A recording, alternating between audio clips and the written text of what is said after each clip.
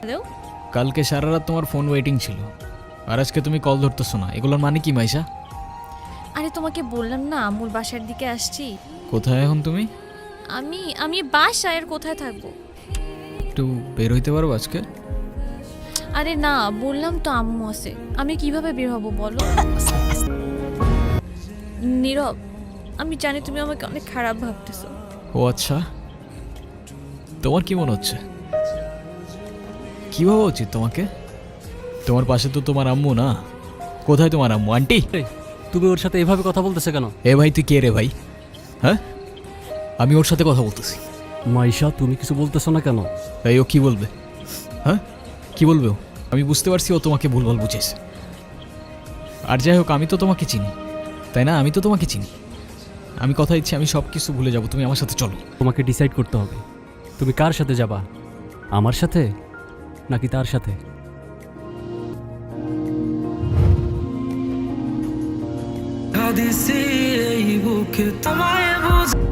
নীরব, নীরব, করতেছস? পাগল হয়ে গেছস? ওই তোরাতে জীবনে সিগারেট পর্যন্ত দেখিনি। আর আজকে তুই কি হয়ে গেছিস ভাই? বাবার কষ্টের টাকাগুলো সব আমি নষ্ট করে ফেলছি। ভাই ভাই আমি কি করবো, আমি আর পারতেছি না ভাই। নাম কি ওর? আপনার কি কোনো কমন সেন্স নাই নাকি? এত ছোট্ট একটা বাচ্চা, ওকে রাস্তায় ফেলে চলে গেছেন না? ওরা কথা বলতে পারে না, তবে নিজের চোখ দিয়ে ওরা নিজের অভিমান প্রকাশ করে। তুই এনে আরে ভাই বইলেন না, এই ছোট্ট একটা বাচ্চারে রাস্তায় ফেলে চলে গেছে। কেমন লাগে বলেন? মেজাজটা খারাপ হয় না? তার উপর আবার কোনো কথার উত্তরই দেয়। আসলে ওর মানসিক অবস্থা তেমন একটা ভালো নাই। আপনার ভাইকে বলেন ঠিকমতো ওর যত্ন নিতে। আমি কিন্তু ওকে দেখতে আসবো, মনে থাকে যেন। মিনুরে খাবার দিতে ভুলে গেছিলাম ভাই, দিয়ে আসি। হাই মিনি, এটা ওর জন্য। ওই এইটা হইতাছে আমার সম্পর্কে স্বাস্থ্য ভাই। আর নীরব, এটা অথই আমগো বাসার বিল্ডিং এর 5 তলায় থাকে। আসসালামু আলাইকুম। আপনি বিড়াল ভয় পান না? ওমা, বিড়াল ভয় পাবো কেন? যারা বিড়াল ভয় পায় তারা আবার মানুষ নাকি? মিনুকে দেখে মনে হচ্ছে ও আপনাকে অনেক দিন ধরে চেনে। জানেন না, ওর মতোই আমার একটা বাবু ছিল। ও হারাই যাওয়ার পর আমি এত কাঁদছিলাম। আমি ওকে একদিনের জন্য আমার বাসায় নিয়ে যাই। আচ্ছা ঠিক আছে, আপনি ওদের অনেক ভালোবাসেন। ওরাই তো আমার ফ্যামিলি, ওরা ছাড়া তো আমার লাইফে আর কেউ নাই। কেন একা থাকেন নাকি এখানে? ছোটবেলা থেকেই বাবা মা কি জিনিস আমি জানি না, বাবা মার ভালোবাসাটা কি সেটাও বুঝিনি কখনো। তো কফি নিয়ে আর কতক্ষণ বসে থাকবা? কিছু অর্ডার করবো না? ট্রিটটা কিন্তু আমার। সেটা পরে দেখা যাবে।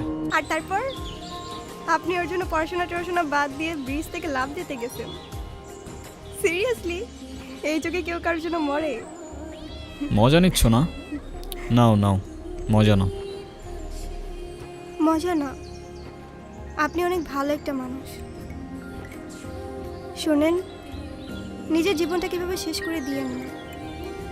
লাইফ সবাইকে একটা সেকেন্ড চান্স দেয়, হয়তো আপনাকেও দিবে, সেটাকে ইগনোর করেন না। নীরব, আমি জানি তুমি আমার সাথে কথা বলতে চাও না। আমি কথা বলার মতো সেই মুখটাও রাখিনি। আমার সামনে থাকা সত্ত্বেও আমি ভুল মানুষটাকে চুজ করছি। আমি তোমার লাইফে ব্যাক করতে চাই নীরব। আমি অনেক এক্সপেকটেশন নিয়ে তোমাকে কল দিছি। তুমি প্লিজ আমাকে ফিরিয়ে দিও না। Sorry, wrong number. নীরব, আচ্ছা আব্বু তুমি টেনশন করো না, আমি বাসে উঠে তোমারে জানাচ্ছি।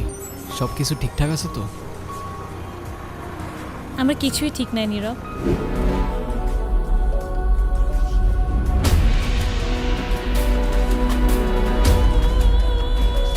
ওই রনি আমার লাইফটা একদম শেষ করে দিছে। বাদ দাও, যা হবার তো হয়েই গেছে না।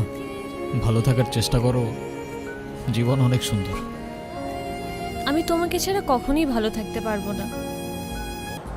কাউকে এত অন্ধের মতো বিশ্বাস করেও এভাবে চিট করে।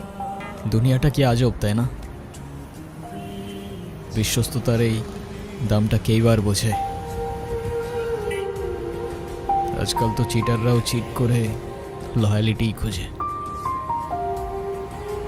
এই নাও চকলেট। এই তোমার এই চকলেট কিনতে এতক্ষণ লাগে? কি?